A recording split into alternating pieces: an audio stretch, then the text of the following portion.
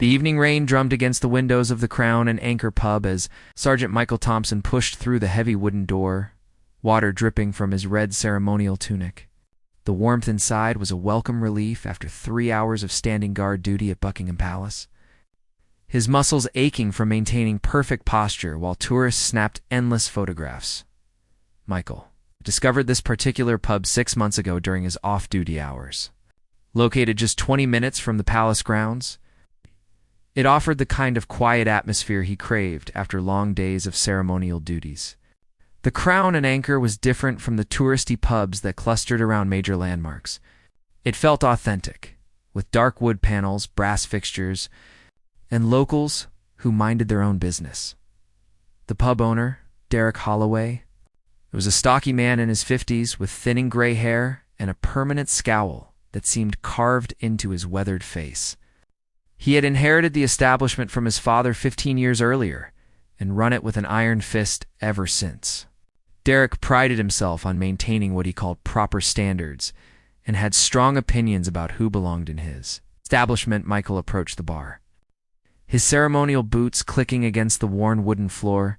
His red tunic was still pristine despite the rain, the gold buttons gleaming under the pub's dim lighting. He had always taken pride in his appearance, understanding that wearing the Queen's uniform meant representing something larger than himself. "Pint of bitter, please," Michael said politely, placing a 5-pound note on the dark wood surface. He had been looking forward to this moment all day, imagining the first taste of cold beer after hours of standing at attention. Derek looked up from wiping glasses, his eyes scanning Michael's uniform with obvious irritation. The pub owner's expression darkened as he took in the red tunic, the ceremonial sword at Michael's side, and the pristine white gloves tucked into his belt. "We don't serve your kind here," Derek said flatly, his voice carrying across the relatively quiet pub. Several patrons turned to look, curious about the sudden tension in the air. Michael blinked in confusion, certain he had misheard. "I'm sorry, what did you say?" Derek's voice grew louder, ensuring everyone in the pub could hear clearly. "I said we don't serve soldiers in uniform, especially not those fancy palace guards who spend their days playing dress-up for tourists." The words hit Michael like a physical blow.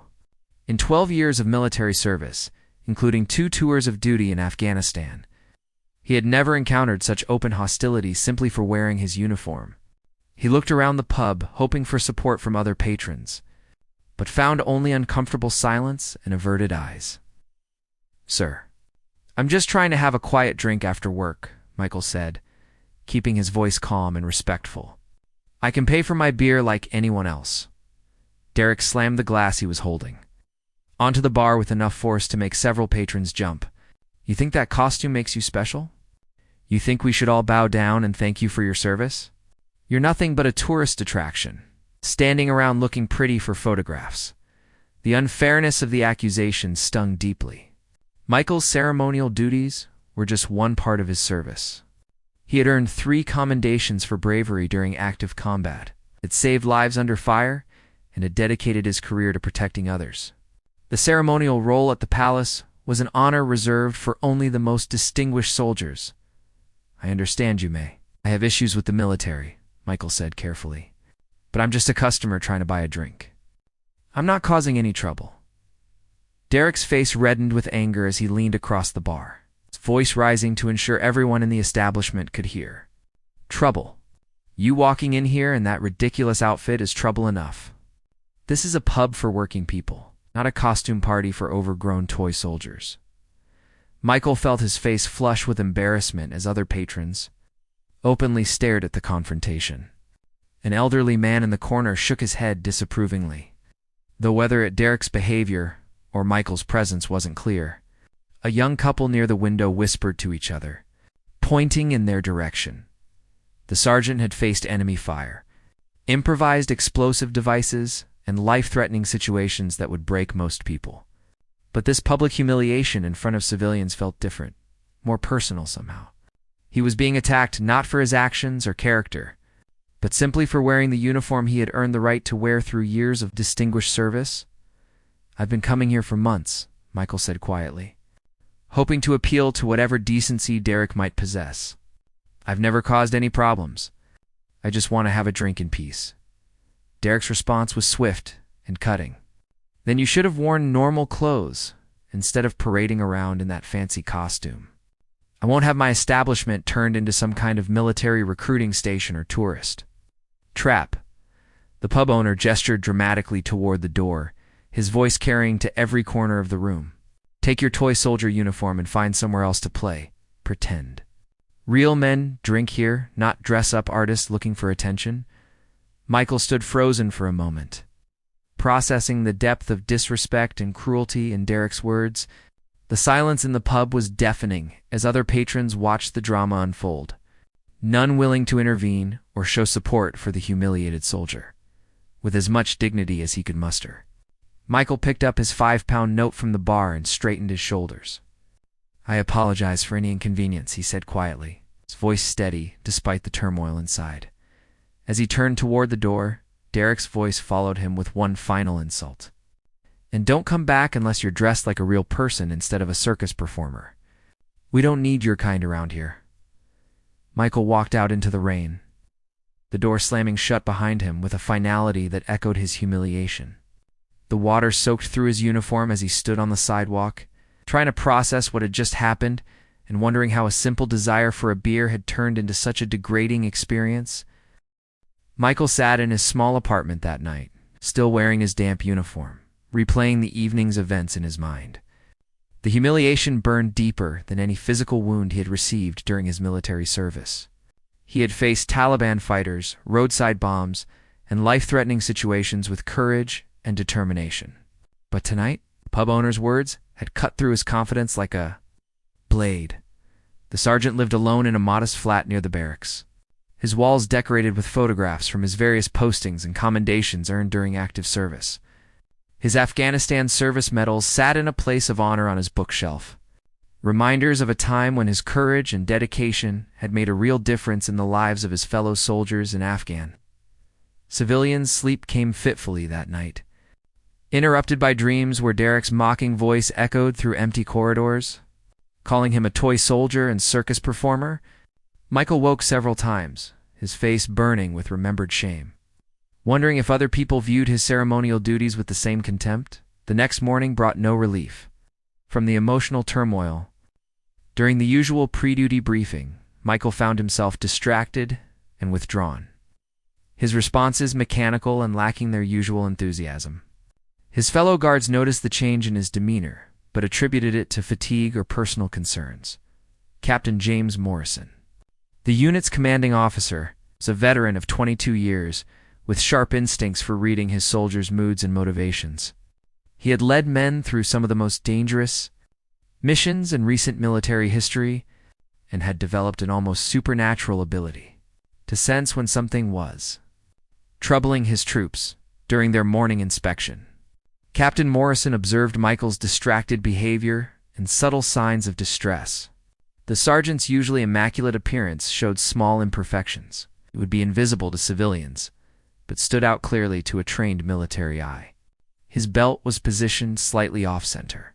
His boots lacked their usual mirror shine, and his responses to commands carried a fraction less precision than normal.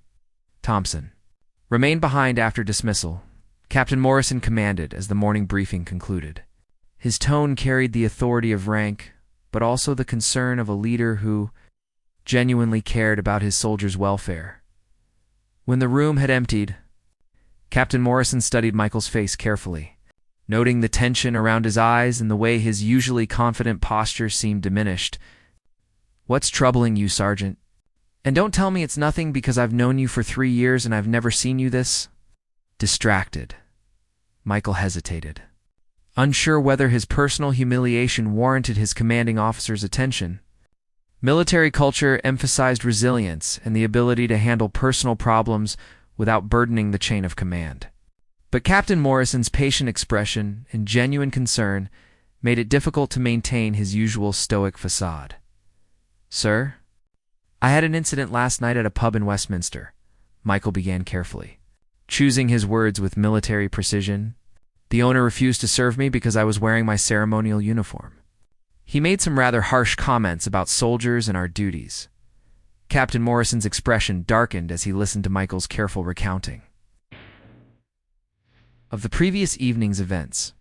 The captain had served in multiple combat zones and had seen his share of anti-military sentiment. But the deliberate humiliation of a soldier in uniform struck a particularly sensitive nerve. "Tell me exactly what happened." Thompson. Every detail. Michael recounted Derek's words verbatim, his voice remaining steady despite the renewed sting of remembered humiliation. He described the pub owner's theatrical gestures, the way other patrons had watched without intervention, and the crushing weight of being publicly branded as a toy soldier in circus. Performer Captain Morrison listened without interruption, his face growing progressively grimmer as Michael's story unfolded. When the sergeant finished his account, the captain was silent for several long minutes, processing both the incident itself and its obvious impact on one of his finest soldiers, Sergeant Thompson. "Captain Morrison," said finally, his voice carrying the weight of command authority, "what happened to you last night was completely unacceptable. The uniform you wear represents centuries of British military tradition and the sacrifices of countless soldiers who have died in service to their country." The captain stood and walked to the window overlooking the parade ground, where other members of their unit were conducting routine drills. "That pub owner insulted not just you personally, but every man and woman who has ever worn this uniform. His ignorance and prejudice cannot go unanswered." Michael felt a surge of gratitude for his commanding officer's support, but also concern about potential consequences. "Sir, I don't want to cause any trouble or reflect poorly on the unit. Perhaps it would be better to just avoid that particular establishment in the future." Captain Morrison turned from the window, his expression showing both determination and protective anger on behalf of his soldier. "Thompson, allowing this kind of treatment to go unanswered sends the wrong message to both the public and our own troops. It suggests that we accept disrespect and humiliation as the price of wearing our uniform." The captain moved to his desk and began making notes on a pad of paper, his movements decisive and purposeful. "What's the name and location of this establishment?" Michael provided the information reluctantly, still hoping the matter might be resolved quietly without involving the entire chain of command. He respected Captain Morrison's judgment, but worried about escalating a personal incident into something larger and potentially more embarrassing. "Sir, with respect, I'm not sure involving the unit is the appropriate response. This was a private citizen exercising his right to refuse service. However rudely he chose to express that right." Captain Morrison looked up from his notes, his expression showing both understanding and firm disagreement. "Sergeant, this wasn't about refusing service to a difficult customer. This was about publicly humiliating a soldier for wearing the uniform of his country. The distinction is crucial." The captain's voice carried the authority of experience and the weight of command responsibility. "I've seen what happens when military personnel accept disrespect without response. It emboldens others to treat soldiers with contempt and undermines the public's respect for the service we provide." Michael nodded reluctantly, understanding his commanding officer's perspective, but still uncomfortable with the attention his personal humiliation was generating. He had always preferred to handle problems privately rather than involving his entire unit in personal matters. "What did you have in mind, sir?" Captain Morrison's smile held no warmth as he contemplated the appropriate response to Derek. "Holloway's treatment of his soldier? Tomorrow evening, Sergeant Thompson, you and I are going to return to the Crown and Anchor. But this time, you won't be alone." Word spread quickly through the barracks about Sergeant Thompson's humiliation at the Crown and Anchor. Military units operate like close-knit families, and an insult to one member is considered an attack on the entire brotherhood. By lunchtime, every soldier in the ceremonial guard knew about Derek Holloway's treatment of their fellow guardsman, Corporal Sarah. Jenkins was among the first to approach Michael during the afternoon break.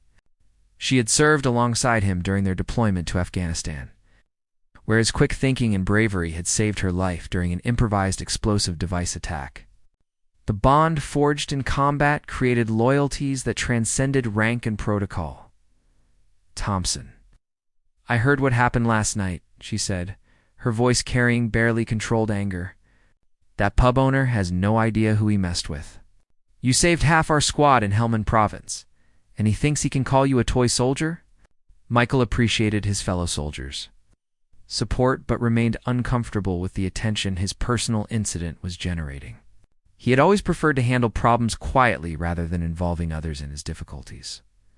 Private David Walsh, barely 21 years old and new to ceremonial duties, listened to the conversations with growing indignation. He had looked up to Sergeant Thompson as a mentor and role model since joining the unit 6 months earlier. The idea that someone would humiliate his respected sergeant struck him as profoundly wrong. "Sarge, should all go back there together," Private Walsh suggested eagerly.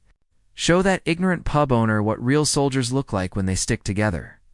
Staff Sergeant Robert Clark, the unit's senior non-commissioned officer, overheard the conversation and intervened with the voice of experience and wisdom. At 38, he had served in more combat zones than most soldiers ever see and understood the importance of measured responses to civilian conflicts. "Easy there," Walsh Staff Sergeant Clark said calmly. "This situation requires careful handling, not a show of force that could reflect poorly on the entire British Army. Captain Morrison is handling this." Through proper channels, the afternoon training session was charged with unusual energy as news of the incident continued spreading through the ranks. Soldiers who had never met Michael personally expressed outrage at the treatment he had received. The ceremonial guard took particular pride in their role representing the monarchy and British military tradition to the world. Lance Corporal Peter Hayes, a veteran of 3 deployments, approached Michael during equipment maintenance. "Thompson, I've been thinking about what happened to you. My father served in the Falklands, and he used to tell me stories about coming home to protesters spitting on soldiers in uniform. I thought those days were behind us." The comparison to historical anti-military sentiment resonated with many of the soldiers, who had assumed that modern British society respected and appreciated military service.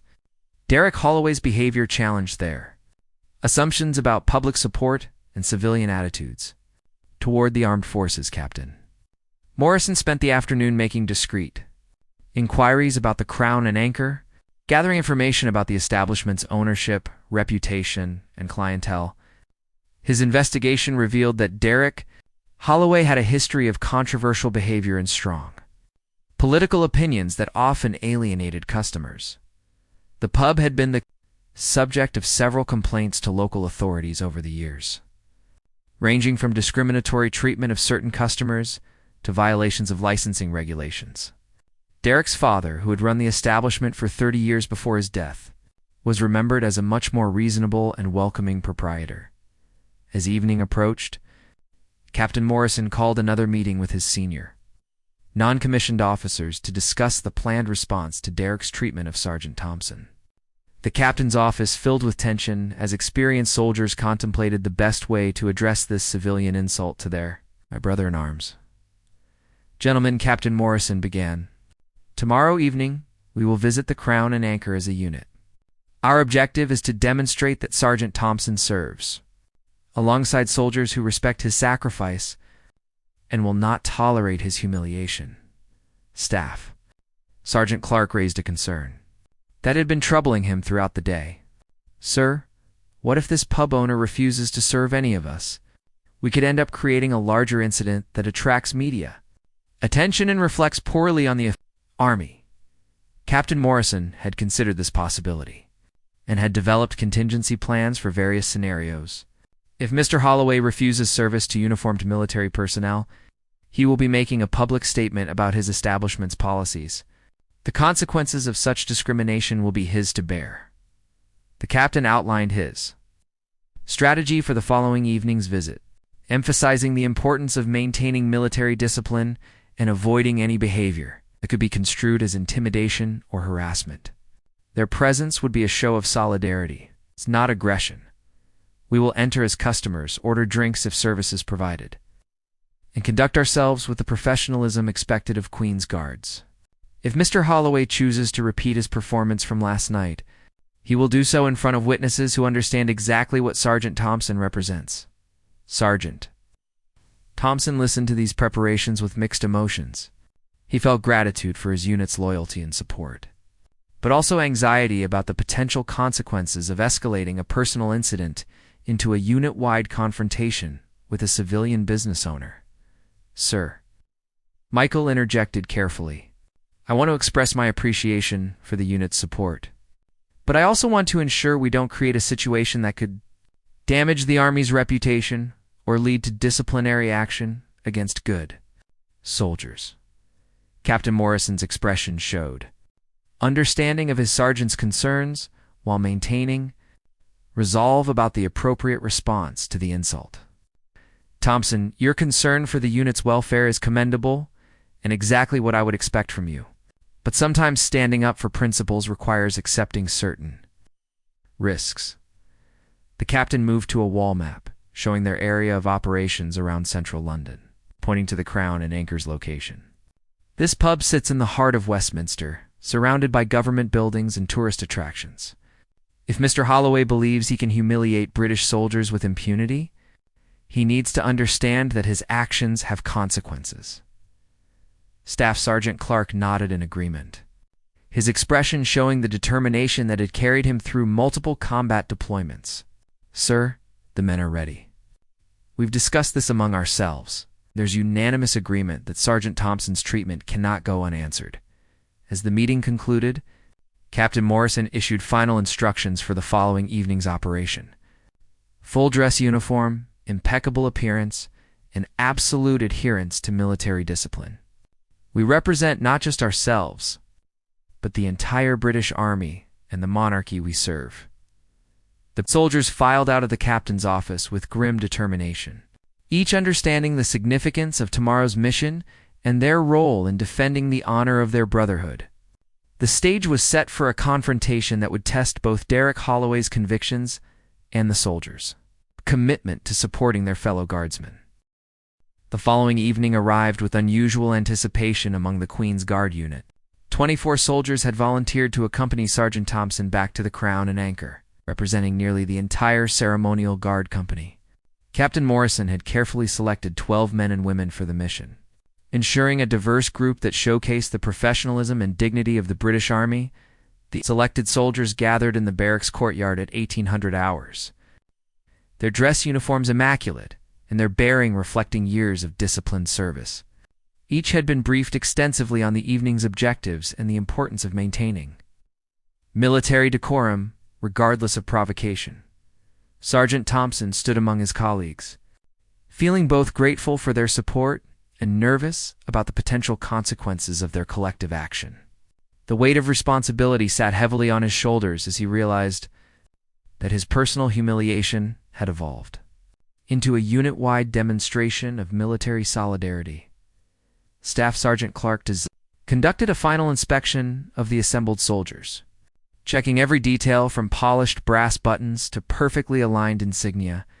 The standards required for ceremonial duties at Buckingham Palace were legendary throughout the military, and tonight they would demonstrate those same standards in a civilian establishment. "Remember," Captain Morrison addressed his troops, "we are representatives of Her Majesty's forces and the United Kingdom itself. Our conduct tonight will reflect not just on ourselves, but on every soldier who has ever worn this uniform. We will be polite, professional, and dignified, regardless of how we are received." The group departed the barracks in formation, their synchronized footsteps echoing through the London streets as evening commuters stopped to watch the unusual procession of guards in full ceremonial dress. Children pointed excitedly from passing buses, while tourists scrambled to capture photographs of the unexpected parade. The Crown and Anchor sat on a quiet Westminster side street, its traditional British pub facade giving no hint of the drama that had unfolded there 24 hours earlier.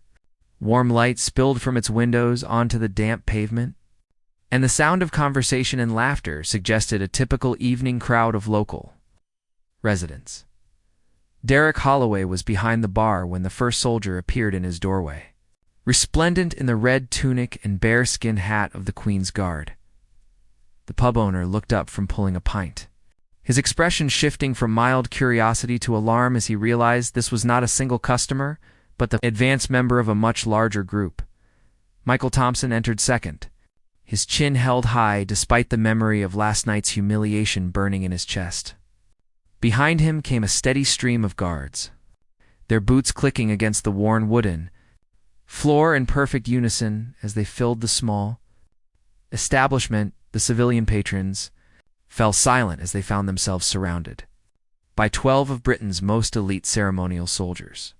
The contrast between the guards' pristine uniforms and the pub's casual atmosphere was striking and immediately commanded attention from everyone present. Captain Morrison entered last, his officer's insignia clearly identifying him as the unit's commanding officer. He surveyed the room with professional efficiency, noting exit points, potential conflict areas, and civilian reactions before focusing his attention on Derek Holloway behind the bar. Derek's face had drained of color as he realized the implications of the evening's visitors. The pub owner, who had felt so confident, humiliating a single soldier, now faced an entire unit of guards whose presence transformed his establishment into something resembling a military inspection. "Good evening," Captain Morrison said formally, his voice carrying the authority of rank and the precision of military training. "I am Captain James Morrison of Her Majesty's Guard. We would like to order drinks if you are serving customers this evening." The silence in the pub was absolute, as every civilian patron waited to see how Derek would respond to this unexpected challenge. Several regular customers recognized the tension in the air and began quietly gathering their belongings. Sensing that they might prefer to finish their drinks elsewhere, Derek's hands trembled slightly as he gripped the edge of the bar. His earlier confidence completely evaporated in the face of this overwhelming display of military unity. The man who had felt powerful mocking a single soldier now found himself confronted by the full strength of the institution he had insulted. "We're open for business," Derek stammered, his voice barely audible over the sound of his own racing heartbeat. The transformation from aggressive pub owner to intimidated civilian was complete and obvious to everyone present. Michael stepped forward, his voice calm and professional, despite the personal nature of his vindication. 12 pints of bitter, please. We'll pay in cash and cause no trouble to your other customers." Derek nodded rapidly, his movements jerky and uncertain as he began pulling pints with shaking hands. The beer foam overflowed several glasses as his concentration failed under the weight of 12 pairs of professional military eyes watching his every movement. Staff Sergeant Clark observed Derek's obvious distress with the detached interest of a soldier who had seen fear in many different contexts. The pub owner's transformation from aggressive bully to trembling civilian was textbook behavioral psychology in action.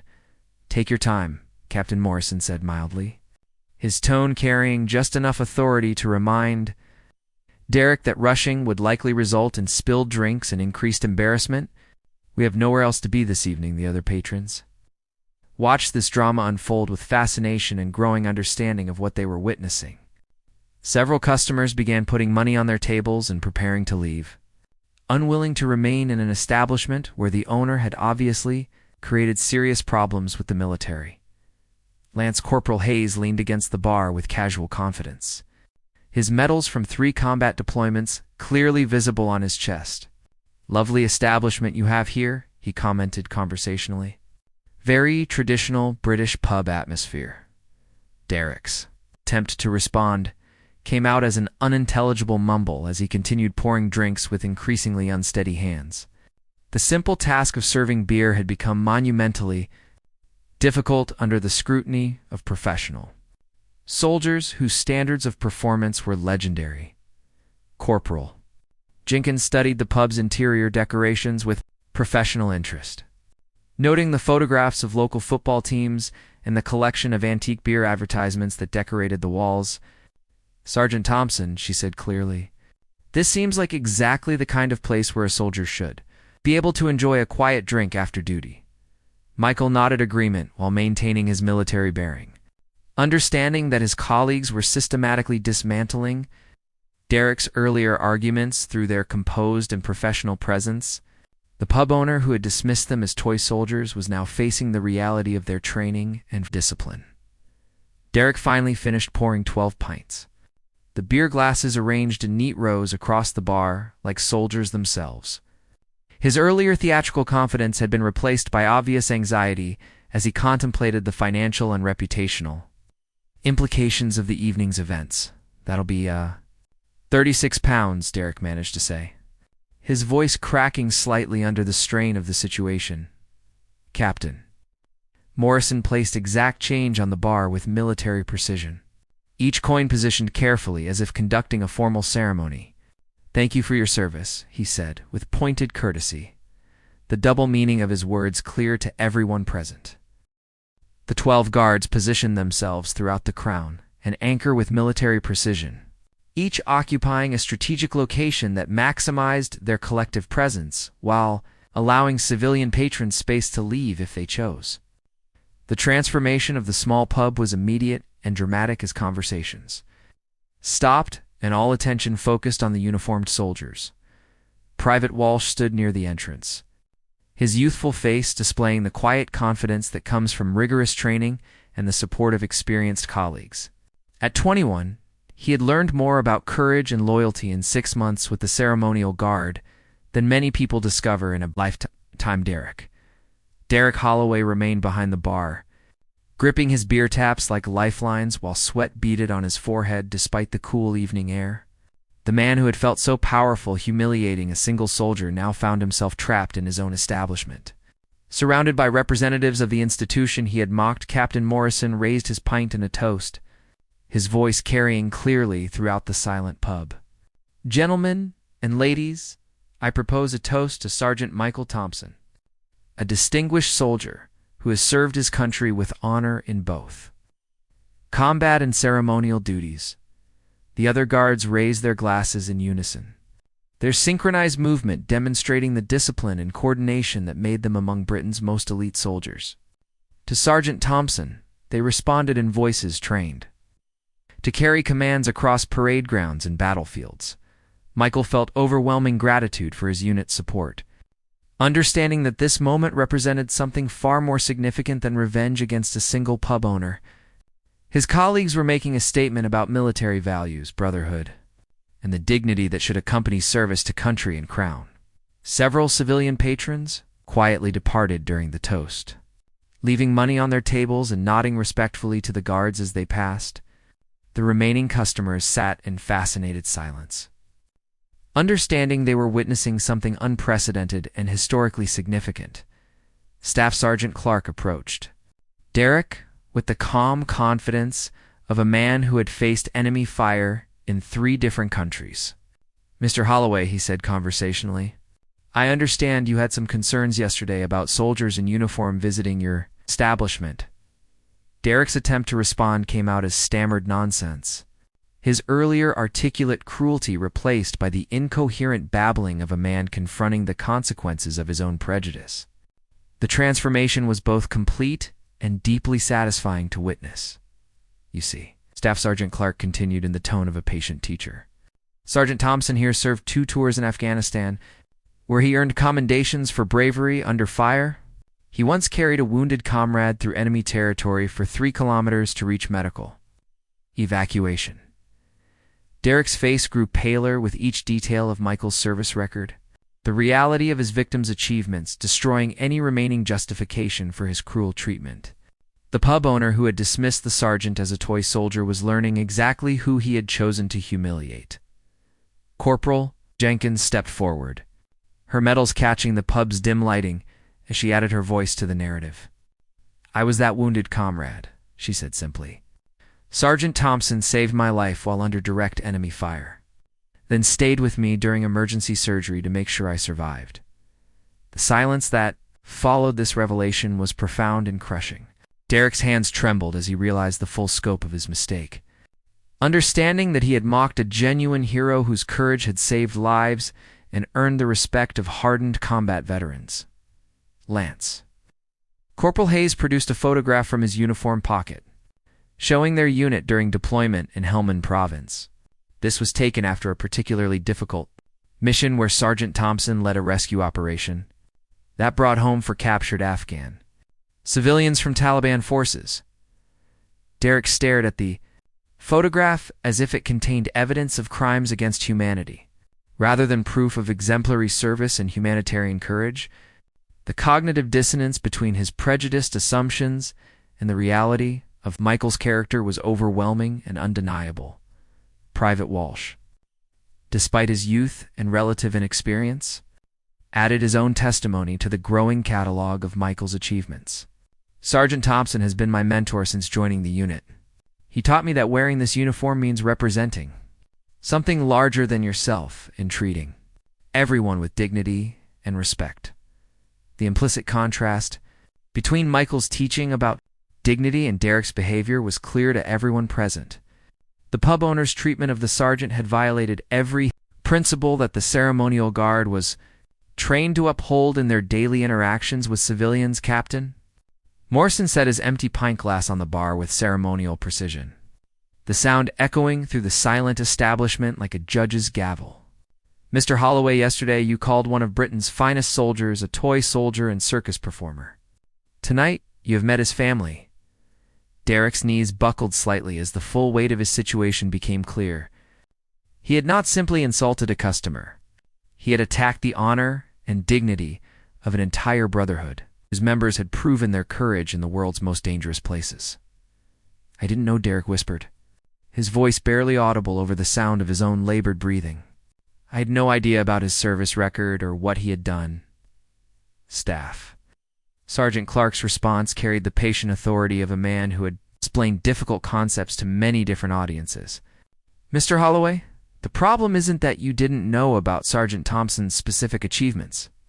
The problem is that you assumed the right to judge and humiliate someone based on nothing more than your own prejudices. The lesson was clear and devastating in its simplicity. Derek had revealed his character through his treatment of Michael, demonstrating a callousness and cruelty that no amount of ignorance could excuse or justify.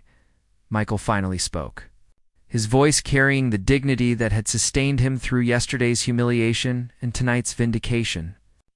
Mr. Holloway, I hope you understand now that every person who walks through your door deserves basic respect and courtesy, regardless of their appearance or occupation. Derek nodded frantically, tears beginning to form in his eyes as the emotional impact of the evening's revelations overwhelmed his remaining composure. The transformation from aggressive bully to remorseful human being was complete and undeniably genuine. Captain Morrison made a gesture, and the 12 guards began finishing their drinks in synchronized precision, preparing to depart as unitedly as they had arrived. Their mission was complete, their statement made, their brother's honor restored through collective action and unwavering loyalty.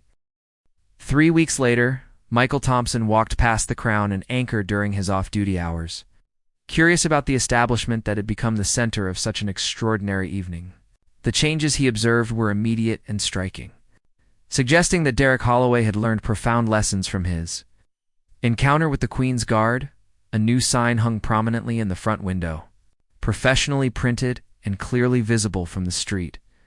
Military personnel, always welcome, serving those who serve it, proclaimed in bold letters, accompanied by small flags representing different branches of the British Armed Forces.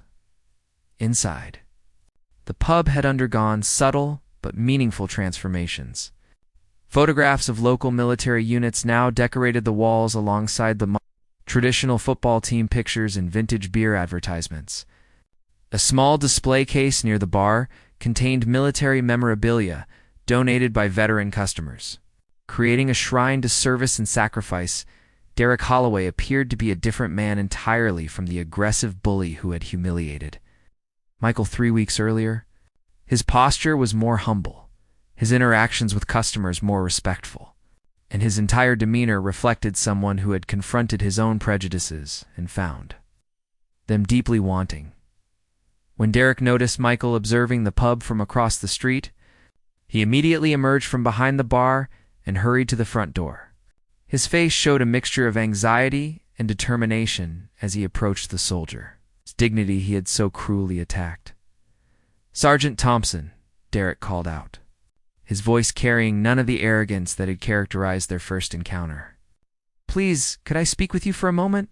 Michael crossed the street cautiously, unsure what to expect from this unexpected encounter. The pub owner who stood before him bore little resemblance to the aggressive bully who had publicly humiliated him 3 weeks earlier. I owe you an apology that goes far beyond words, Derek began, his voice trembling with genuine emotion. What I did to you was inexcusable, ignorant, and cruel. I've spent every day since that evening thinking about my behavior and trying to understand how I became the kind of person who could treat another human being so badly. Michael listened carefully, reading Derek's face for signs of sincerity or manipulation. What he saw was genuine remorse and the kind of deep shame that comes from confronting one's own moral failures. I've been talking to some of my regular customers who are military veterans, Derek continued. They've helped me understand what service really means and what you and your colleagues sacrifice for people like me. I had no right to judge you. I certainly had no right to humiliate you in front of other people. The transformation in Derek's demeanor was profound and apparently genuine. This was not the performance of someone seeking to avoid consequences, but the genuine repentance of a man who had looked into his own soul and found it wanting, Mr. Holloway.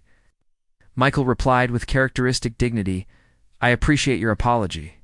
What happened that evening was painful, but it led to something positive when my unit demonstrated the kind of loyalty and brotherhood that makes military service meaningful.